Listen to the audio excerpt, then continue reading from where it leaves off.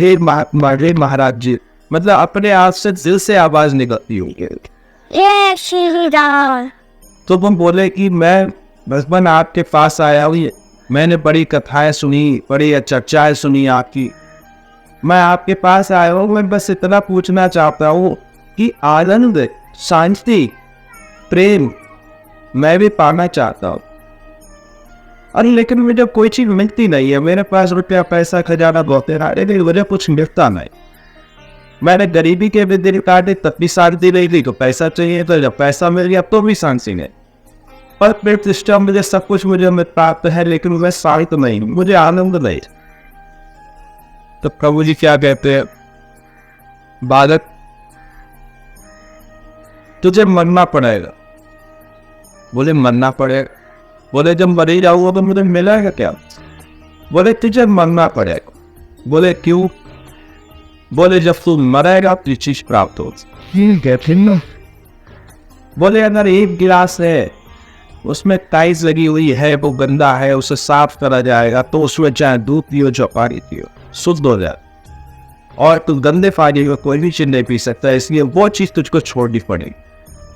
तो वो चीज छोड़ दे, पुरानी चीजें छोड़ दे और नए दुनिया में आ जा, पुरानी चीजों को हार दे, नई चीजों में आ जा, तो तुझे स्वतः ही शांति प्राप्त हो जाएगी, आनंद का अनुभव होगा, तेरा मार्गदर्शन होगा, तेरी नई दुनिया बनेगी, तुझे प्रेम भी प्राप्त हो।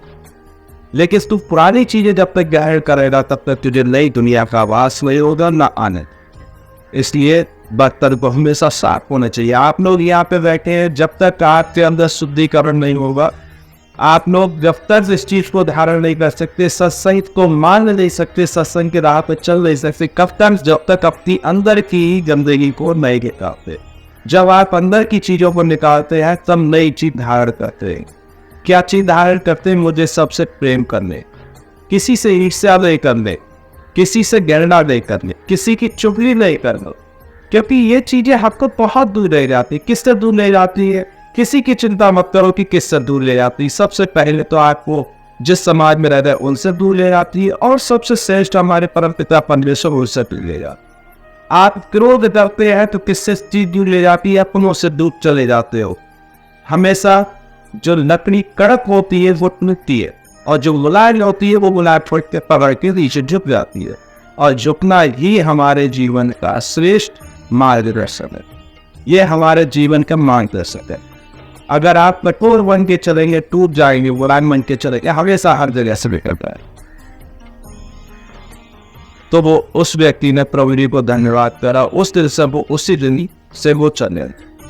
तो हम लोगों के जीवन ऐसा होना चाहिए जैसे मुलायम। अगर कहीं पे झुकना है तो झुको, और कहीं पे कठोर पड़ना है तो कठोर बनो, लेकिन इतने नहीं कि खुद ही अपने आप में शर्म आ जाए। जय श्री राम। भक्ति में हमारे भक्त हुए थे प्रभु जी के, श्री कृष्ण भगवान जी के। भक्तों के आगे ये जरूरी नहीं है कि जो भक्त है उसकी परीक्षा नहीं होती, भक्तों की परीक्षा भी होती है।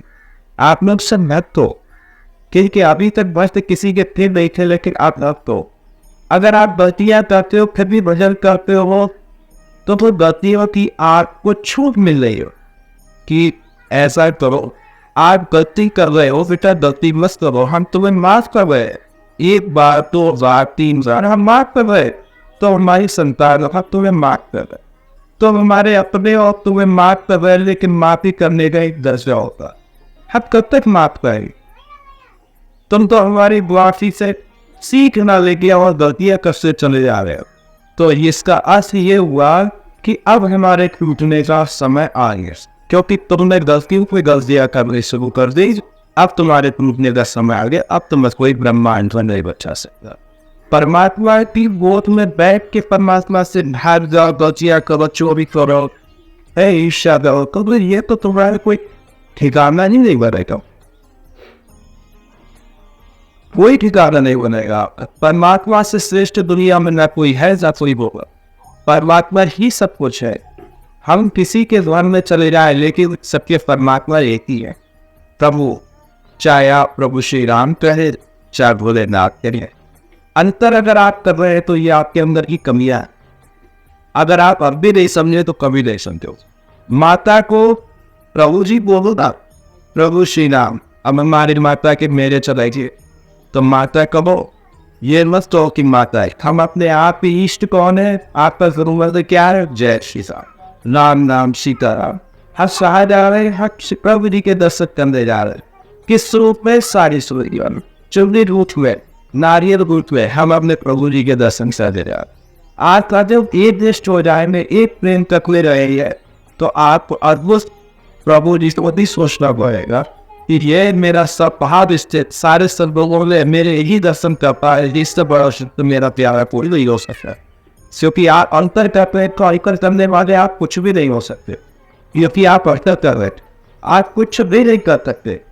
आप चाहे गणेश भगवान हो, चाहे हमारे भोलेनाथ बाबा हो, चाहे माता श्री हो, चाहे बजरंग बली परशुराम हनुमान जी हो, चाहे हमारे श्री कृष्ण भगवान की हो, अंतर करने का दर्जा आप लोगों को मिला नहीं चाहिए। आपको तो ये था कि हमारे गुरु मंत्र मिल गया, समझो सारे शुभ हमारे अंदर समा गए। क्या कहना है? सिया राम पद जय शंकर हरिओम, सिया राम पद जय शंकर हरिओम, श्री राम पद जय शंकर हरिओम, जय जय श्रिया राम। क्या गए? सारे समझ गए। सिया राम पद जय शंकर हरि ओम। आप देखें ध्यान करके तो सब कुछ आते। तो ऐसा प्रेम होना चाहिए। तो ऐसे ही हमारे भक्त हुए थे, तो छोटे से बाल अवस्था में अपने घर वालों को देख देख के उनके अंदर ऐसी भक्ति सी आ गई कि हमारे मम्मी पापा हमारे घर वाले भजन करते हैं तो ये प्रभु जी में कोई तो बात होगी। जब ये भजन करते हैं तो कोई तो बात होगी। वो भी भजन करने लगे, धीरे धीरे भजन करने लगे। तो उनको भजन ऐसा लगने लगा कि जैसे प्रभु जी हमारे सामने बैठे हो। ये कथाएं आप लोगों का मार्गदर्शन करती है। ये कथाएं मार्गदर्शन इसलिए करती है, जिज्ञासा बनती है कि किसी ने ऐसा किया है जिसने प्रभु जी के दर्शन करे, किसी ने ऐसा करा है जिसने प्रभु जी को पाया है, किसी ने ऐसा करा है जिसने प्रभु जी के दर्शन करे, मिलाप हुआ होता। हम लोगों को ऐसी कथाएं सुनने से हमारी शक्ति बल बढ़ता है। हमारा कहते हैं हौसला अफजाई होती है। तो बाल अवस्था में 5 से 12 साल के जब वो हुए तो उनको ऐसा लगा कि मैं प्रभु जी का पूर्ण रूप से, मेरा जो शरीर का रोम रोम अंश है वो मेरे प्रभु जी का है। उनके अंदर ऐसी जिज्ञासा सी लगी और वो घर छोड़ के एक अपने ही गांव से बाहर की तरफ झोपड़ी बना के रहने लगे। क्योंकि 12 साल की अवस्था थी, झोपड़ी बना के रहने लगे। थे जाति के मुसलमान थे तो लोग घर में अल्लाह कहते थे, लेकिन वो जब बाहर घूमते फिरते थे तो वो हरी हरी कहते थे। तो उनका नाम ही हरि राम पड़ गया। तो वो हरि जय हरि राम, जय हरि राम, जय हरि राम, जय हरि राम। एक तरफ हरि कहते तो दूसरी तरफ राम कहते, तो उनको वो हरि राम ही कहने लगे। वो लोग को भी हरि राम कहते थे, वो भी हरि राम के भजन करते थे। काफी दिन हो गए, धीरे धीरे बड़े हुए, लोगों में चर्चा फैली। बोले ये तो बड़ा दुष्ट आदमी है, मुसलमान होकर प्रभु जी का नाम देता है, सुन्नत करता है। बोले ऐसा करो इसको, जिम्मेदार थे बाहर के बड़े आदमी लोग थे, बोले ऐसा करो इसको गांव से निकालो और अगर नहीं माने तो इसका धर्म भ्रष्ट करो। कैसे धर्म भ्रष्ट करो? धर्म भ्रष्ट करने के कई उपाय होते हैं। सबसे सरल उपाय है, माताएं हमारी पूजनीय होती है लेकिन माताएं कमजोरी भी बन जाती है। तो एक वैश्या को वहां भेजा गया, बोले जाओ इसका ध्यान भटकाओ। लोगों ने पैसा दिया उसको ध्यान भटकाने के लिए। तो हमारे जो प्रभु हरिराम जी थे वो कमरे में अपनी कुटिया में बैठे थे। वो आई और वो नृत्य करने लगे। उन्होंने सोचा कि गूगल की आवाज होगी, ध्यान भटकेगा। कैसी बाल अवस्था कहा, 5 साल से 12 साल, फिर 12 साल से 18 साल, 20 साल, 22 साल। तो आदमी इतना कठोर, इतना उसका ध्यान मगन हो गया। आप लगातार अपने अपने करते रहे कि भगवान के अंदर भगवान का ध्यान करना, भजन करना है, भगवान से मिलत करना। क्योंकि हमारे जीवन का उद्देश्य तो यही है, हम लोग करने तो यही आए थे कि भगवान से मिलन, भगवान की बातें, भगवान की चर्चा है, भगवान का ध्यान, भगवान का सुमरण करने तो आज यही आए। लेकिन ये भटका हुआ जो माया जाल में हम लोग फंसे हुए हैं, ये हमारा माया जाल है जो कर्म के अनुसार हम बहके हुए हैं। भगवान को लोग दोष देने लगते हैं कि भगवान ने ही ऐसा करा, ये भगवान तुमने ऐसा क्यों करा, हमारे साथ क्यों करा, उसके साथ क्यों नहीं करा, हमें इतने दुख क्यों दिए, उनको क्यों नहीं दिए। तो ये आप जब पैदा हुए थे तो आपके हाथ की रेखाएं जो थी कुछ भी नहीं, बस तो वो टिकली आप थी, और गोल दिमाग का जो तत्व था ये बिल्कुल गोल आपका खाली था। लेकिन आपने यहाँ की समाज की बातें सुन के और कर्म में आपने स्वयं करे, दोष भगवान को कर्म आपने स्वयं करे हैं कि उसके अनुसार वो कर्म का भुगतान लिखा पढ़त होते होते होते होते इस जन्म में भी हो गई, अब उसी की लिखा पढ़त अगले जन्म में हो गई। वो प्रियावाची आपको उल्टे सीधे पूछ सकते हैं। तो भगवान का दोष कुछ भी नहीं। आज हम दुखी हैं या हम शरीर से दुखी है, बच्चों से दुखी है, तो वो दुख हमारा खुद का है, क्योंकि हम वो कर किया। इस चीज को लोग मानने को तैयार, मानने को क्यों तैयार नहीं है? क्योंकि हमें डर लगता है मानने, हम मानने से डर लगता है, हम इसलिए मानने से तैयार है कि हम तक क्या है, अब वो लग रहा है। क्या कहते हैं, ये भगवान ऐसी तो खबर ही थे, ये भगवान ऐसे पुलिस हमें को दो, अरे दिया नहीं, वो हमें नहीं मिला जो उन कर किया। तो वो जो महाराज जी थे, तो वो उनके वो जब भजन करने बैठे तो भजन करते करते पूरी रात निकल गई, उन्हें पता ही नहीं चला कोई हमारे सामने घुंघरू पहने कोई नाचा। फिर सुबह हुई, दिनचर्या शुरू करी, बोले देवी माँ आप यहाँ पे मुझे माफ करना, मैंने आपको देखा नहीं। जब उसने कहा देवी माँ, तो उन्हें एकदम गुस्सा सी आई, अरे तो देवी माता कह रहे हम तो इसका धर्म भ्रष्ट करने आए, देवी माता कह रहे वो बात भी वहां से सेठ लोगों से कई बोले, अरे वो तो बड़ा पैसा आदमी है, वो तो सुनता भी नहीं है, पूरी रात हम लोग बजा दे थके वाले सुनिए ना, सुबह तक कहो देवी माता। बोले भैया हम ले जाते, बोले ना हम पैसा और दे दो तुम जाओ। इसी तरीके से कथा दूसरे दिन हुई, तीसरे दिन, चौथे दिन हुई। जब चौथा दिन लगा तो जो पैर थे वो सूजने लगे, सूज गए काफी। तब वो चौथे दिन सुबह वो उठे तो उन्होंने देखा, बोले माता मेरे कारण आपको बड़ा दुख मिला है, मैं इसके लिए माफी चाहता हूँ माता। मैं अपने प्रभु जी के मिलन में अपने इतना खो गया था कि मैं आपको देख नहीं पाया, मेरे कारण बड़ा कठोर आपको दंड मिला है माता, मैं आपके पैर दबा देता हूँ। अब वो इतना वो आंखों से आंसू झरने लगे कि जिसको मैं धर्म भ्रष्ट करना है वो मेरे माता समझ के मेरे पैर दबावे। गर्म पानी करा, उन्होंने पैर से सिकाई करी। तो बोले भगवान मैं आज से अपना आपको गुरु मानते, मुझसे बहुत बड़े अपराध हुए, मैंने लोगों के अपराध करे हैं, लोगों के कहने के कारण करे, मैं इसी योग्य तो नहीं हूँ कि आपको धारण कर सकूं, लेकिन मैं आपको अपना गुरु मानते। आज से मैं आप गुरु पर आप जैसा आदेश करेंगे वैसा करूँ, मैं किसी समाज में रह जाऊंगी, मैं सिर्फ आपके चरणों की सेवा करूँ।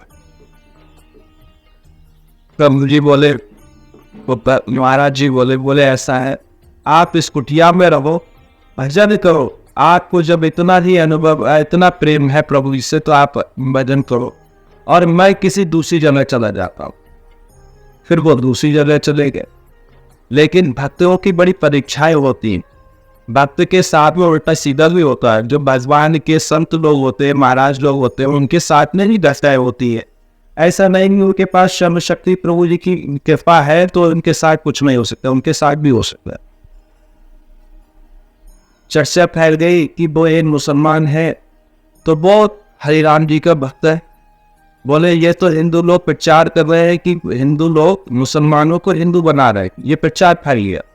तो वहाँ के जो सम्राट थे, वहाँ के जो नवाब थे, उन्होंने उनको पकड़वाया, बोले पकड़ के लाओ और उससे कहो कि मुस्लिम जिन लोगों में होता है जो इल्म, और उसको क्या बोलते हैं, किताब को इनकी क्या बोलते हैं, कुरान धारण करे और अपने गुनाहों से माफी मांगे। तो बोले मुझे तो कोई मौलाना बनाए गए, बोले मुझे तो कुछ दिखाई ही नहीं देता। तो अल्लाह कहते हो उसमें भी मुझे ईश्वर दिखाई देते, प्रभु जी दिखाई देते हैं। मैं प्रभु जी कहता हूँ, उसमें भी मुझे अल्लाह दिखाई देते, मुझे तो कुछ दिखाई नहीं देता।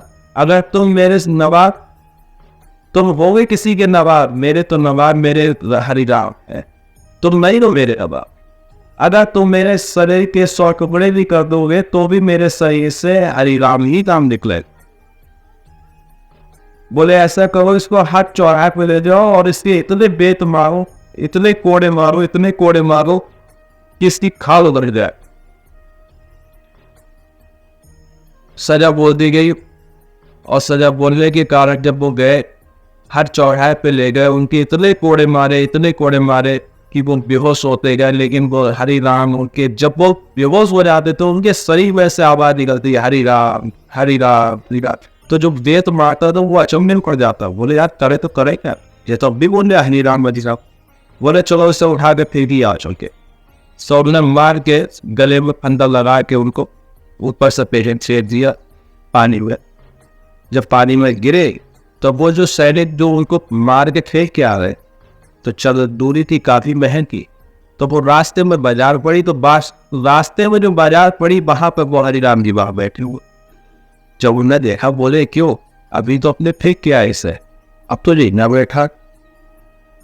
तो वो बोले बेटा तुम्हारा अपराध नहीं, ये अपराध तुम्हारा नहीं है, न तुम्हारी कोई गलती है, ये तो मेरे भगवान ही मेरी परीक्षा ले रहे हैं कि ये सच्चा भक्त है या नहीं, इसलिए उन्होंने मेरी मार लगाई थी, इसीलिए तुम लोगों से पिटवाया था मुझे, तुम्हारा कोई दोष नहीं, वो मेरी परीक्षा ले रहे हैं कि ये सच्चा भक्त है या नहीं। तो ऐसी परीक्षाएं हम लोगों को देनी पड़ जाती। तो इसका अर्थ नहीं कि हम लोग सत्संग भूल जाए या प्रभु जी को भूल जाए। अगर आप सत्संग भूलते हो या प्रभु जी को भूलते हो तो ये आपकी कमजोरी है, और कमजोरी का कारण सीधा सीधा लिखा हुआ ब्लैक बोर्ड पर पढ़ लो कि अब हमारी परीक्षा, अगर आप सतगुरु स्वतंत्र संत समाज का साथ छोड़ते हैं, प्रभु जी का साथ छोड़ते हैं, तो भयंकर विपदाएं आने वाली है। इस बात का प्रूफ कार्ड आपका बन गया। अब आपको कोई नहीं रोक सकता, आप कहीं कुछ नहीं हो सकता आपका। किसी दरबार में किसी समाज में कहीं चले जाओ, क्योंकि भगवान, आप अभी तक यही नहीं जान पाए कि भगवान एक है तो अनेक रूपों में जा सकते हो, लेकिन भगवान तो एक ही, प्रभु जी तो एक ही है, नाम अनेक। तुम भटक रहे हो, वो नहीं भटक रहे, वो तो स्थायी है, तुम भटक रहे हो। आज पूर्णागिरी माता की बहुत से अभी भक्त होंगे जो माता जी के पास आएंगे, लेकिन हमारी माता ने डेरा डाला, हमारे प्रभु जी ने डेरा डाला। कहाँ? ऊंची पहाड़ी पे। कितने सुहाना लगता है, इस मौसम में आप जाओ बहुत अच्छा लगता है। लेकिन आज आप यहाँ पे बैठे तो माता का डेरा यहाँ भी है, प्रभु जी का डेरा यहाँ भी है, लेकिन आपका मन क्या कहता है ये आप पर डिपेंड करता है। आपका दिल क्या कहता है आप पर डिपेंड करता है कि हम कहाँ बैठे।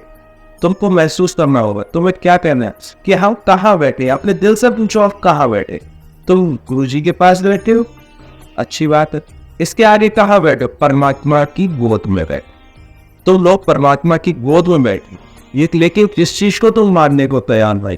लेकिन हाँ, हम जन्म जागते कि हम अपने प्रभु जी के चरणों में गए, क्योंकि हम उनके दास हैं, हम उनकी संतान है। हम जानते हैं कि जो कुछ बोल रहे वही बोलेंगे, जो कुछ देखेंगे वो देखेंगे, जो कुछ कहेंगे वो कहेंगे। समझना ना समझना आपकी इच्छा। अगर आपको लगता है कि आप प्रभु जी के गोद में बैठे हैं, अच्छा महसूस होएगा, सारी मनोकामनाएं पूरी होंगी। लेकिन आपको लगता है कि हम नहीं, हम दरबार में बैठे, स्थान पे बैठे हैं, दोनों चीजों के सेंस अलग है। दरबार अलग है, स्थान अलग है, लेकिन गोद अलग है। परमात्मा की गोद यही है जो आप जहाँ बैठे है ना। भगवान कहीं नहीं, जहाँ आप भगवान महसूस करते हैं वही भगवान है। कैसे? जैसे हमारे प्रहलाद ने हिरण्यकश्यप अपने पिताजी से क्या कहा, पिताजी ने क्या कहा था हिरण्यकश्यप ने, क्या तेरे इस खंबे में भी भगवान है, हर जगह भगवान है? बोले हाँ, हर जगह भगवान। तो बोले तेरे इस खंबे में भी भगवान होंगे? बोले हाँ, इस खंबे में भी। क्यों? क्योंकि उसे महसूस होता है कि मेरे भगवान हर जगह। क्या कहा उन्होंने? खंबा गला मार के कौन प्रकट हुआ? प्रभु जी। कौन? नरसिंह भगवान। बोले ना दिन में मरू, न रात में, न सोते न जागते, न किसी की पतंग पशु पक्षी किसी से भी ना मरू। बेटा कसम ने ऐसा फसान मारा कि मैं कैसे भी ना मरू। तो भगवान से श्रेष्ठ कौन हो सकता है? कोई। तो भगवान ने क्या करा? प्रभु जी ने न ऊपर न नीचे, न दिन न रात, न कीट न पकड़, न पशु पक्षी।